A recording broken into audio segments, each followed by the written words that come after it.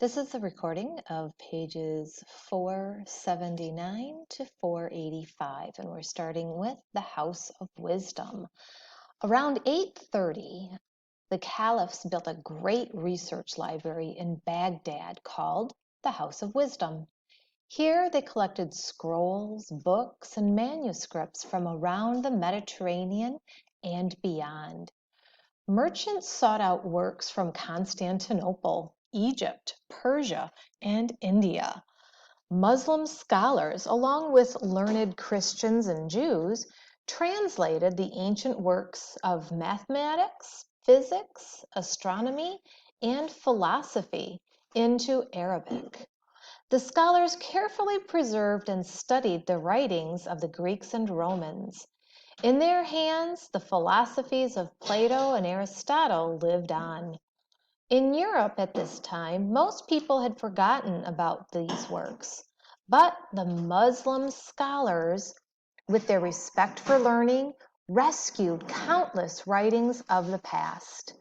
If not for their painstaking efforts, many great ideas from ancient times might have been lost forever. From the high towers of the House of Wisdom, when Muslim scholars peered down at the round city with its rooftops, courtyards, and gardens, their hearts surely swelled with pride. Far away to the north and west, Europe was suffering through a period sometimes called the Dark Ages, a time when Germanic tribes roamed the continent, fought for land, and the light of learning seemed to be extinguished. In Baghdad, however, the light of learning burned brightly.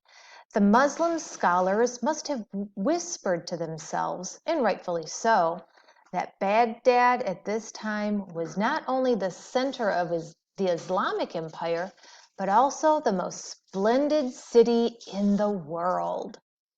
Across the Islamic Empire, Muslims became great preservers of ancient knowledge.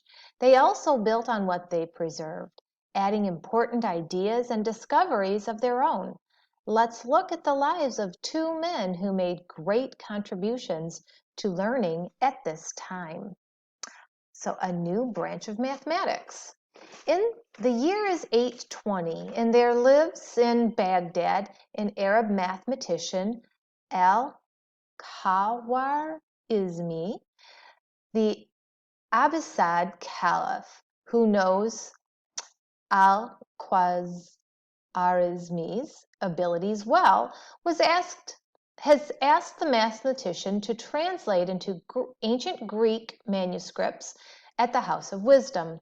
The Caliph has also asked Al-Khwarizmi to write his own works on mathematics and astronomy. Al-Khwarizmi, a curious and tireless scholar, happily accepts these duties. Mathematics gives him no end of pleasure because, he says, numbers are so useful.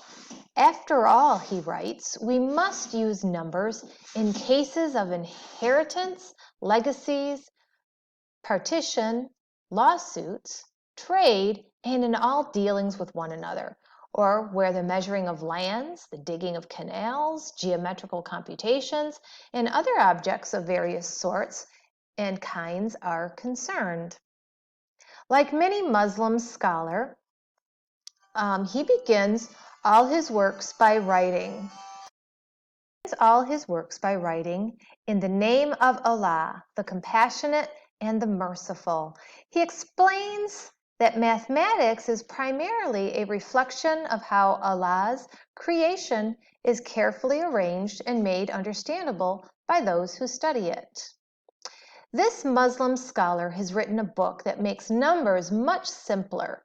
Most people around the Mediterranean have been using Roman numerals for counting, the 1, 2, 3, 4, 5, and so forth. But during their travels to India, Arabs learned that the Hindus have developed a better way. When adding or subtracting, the Hindus use a little circle or dot that the Arabs called a sifr. Sifr, which means empty, is the basis of the English word cipher, one meaning of which is 0. The Hindus also use the concept of place value in their number system. Al-Khwarizmi has proposed using this Hindu system in his book. In fact, he has created a new set of numerals based on the Hindu method. He is hopeful that these new mathematical tools will become popular. So here's those Hindu numerals, and some of them look somewhat familiar. And then here's early Arabic.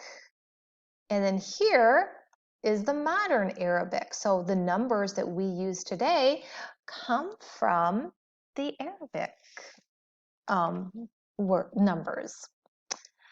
Al-Khwarizmi has also written a book about a whole new branch of mathematics that focuses on solving equations. His title is very impressive, The Compendious Book on Calculation by Completion and Balancing. In Arabic, part of the title is Hisab el-Jubra. Algebra means completion. Can you see what this new branch of mathematics is? Algebra. Algebra, completion. You may soon study algebra, or you might be in the middle of a course. You can thank Al-Khwarizmi. Scholars at the House of Wisdom and other centers of learning built on Al-Khwarizmi's work and went even further. They made breakthroughs in geometry and astronomy. Much of modern mathematics is based on their study. All right, now some advances in medicine. Ibn Sina. Now let's leave Baghdad and zoom forward a couple of centuries. Okay, the year is AD 1000. The place is Persia, which is part of the Islamic Empire. It's a time when many people around the world believe that gods or demons cause illness. But Muslim doctors who have learned from the Greeks are studying the human body to look for natural causes of disease. Hard at work is a young Muslim scholar and doctor named Ibn Sina. Ibn Sina has always been a gifted student. Even when he was young, people knew of his talents. When the prince near his home fell ill, Ibn Sina managed to cure him, and he was rewarded with access to the royal library. By the age of 18, as a physician to kings of Persia, Ibn Sina has started writing the Book of Healing. Soon he is at work on his Canon of Medicine, a book that summarizes all known diseases and treatments. He doesn't know it, but his book will later be translated and used for centuries. In Europe, it is to become the single most important volume in the history of medicine. Ibn Sina always pushes himself. Sometimes Muslim rulers want him to care for them on the road while they wage war. He even writes part of his book of healing while traveling on military campaigns. This remarkable man of science would eventually die on one of those campaigns, but his work in medicine paved a brilliant path for others to follow. Muslims established hospitals and traveling clinics throughout the Islamic Empire. They used surgery to treat wounds, set bones, remove eye cataracts, and fight diseases. Muslim doctors made effective medicines from plant and animal extracts. Students traveled thousands of miles to study medicine at Muslim centers of learning. Europeans even sent their sons to study medicine with Islamic scholars. The achievements of Ibn Sina and others made Muslim medicine the wonder of medieval times. Art in praise of Allah. A famous Islamic saying declares, Allah is beautiful and loves beauty. Muslim artists tried to fill the world with beautiful things that pleased the eye and reminded the faithful of Islamic teachings.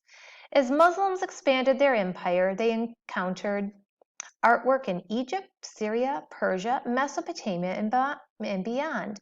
They learned from the lands they conquered and wove the new ideas into their own distinctive style of art. Because Muhammad had taught that Allah alone could create life, Muslims believed that it was a sin of arrogance to draw living creatures, for that would be trying to act like Allah. So, Muslim artists usually did not make pictures or statues of lifelike beings. Instead, they decorated objects with complex patterns that dazzled the eye. Often they drew on nature for inspiration. The most famous Muslim design is called arabesque, a pattern of winding stems and abstract leaves and flowers. If you look closely, sometimes you can detect that the lines within arabesque leaf patterns aren't lines at all, but Arabic letters forming the word Allah. Like the Chinese, Muslim artists turned handwriting or calligraphy into art. The elegant Arabic letters lent themselves to intricate patterns. Artists competed with one another to work passages from the Quran into clever decorations. They loved covering just about everything: walls, floors, carpets, vases, swords, with elaborate letter patterns. Even caliphs practiced copying sayings from the Quran. For the Muslims, the art of calligraphy was yet another way to proclaim the glory of Allah. Muslim crafts were a feast for the eye. Pottery glowed with the colors of a desert sunset. Jeweled pitchers shone with engraved passages from the Quran. Swords glistened with silver and gold arabesques. Strolling through a busy bazaar in the streets of Baghdad, you might have spotted a leather saddle and matching cloth ready to fit the finest Arabian horse, or a bronze lamp gleaming so brightly that you'd wondered if a genie made his home there. Muslim craftsmanship turned carpets into works of art. Rugs of all sizes were in great demand in the Muslim world. People sat and slept on rugs on the floor rather than on chairs or beds. Many of the faithful carried small prayer rugs with them, which they unrolled and knelt upon when they prayed in the direction of Mecca. Muslim craftsmen covered their carpets with rich patterns made of tiny knots of colored wool or silk. A fine rug could have 1,000 or more knots per square inch.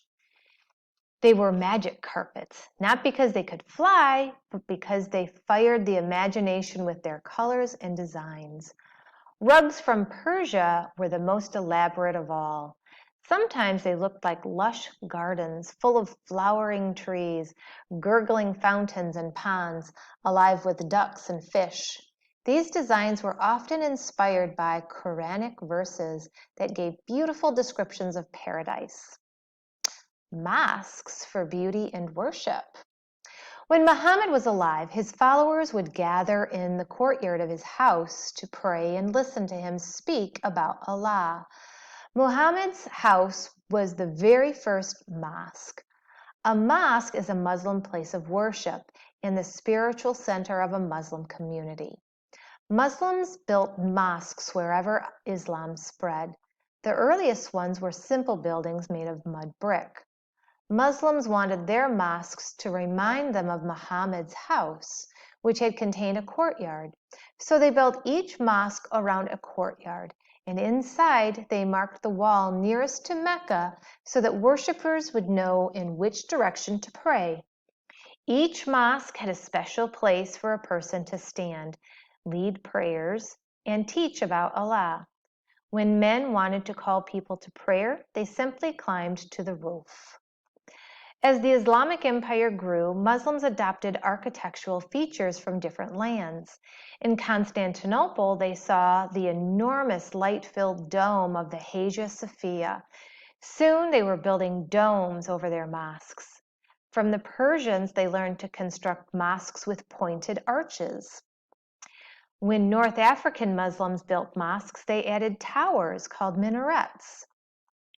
Men climbed to the top of these minarets to call people to prayer.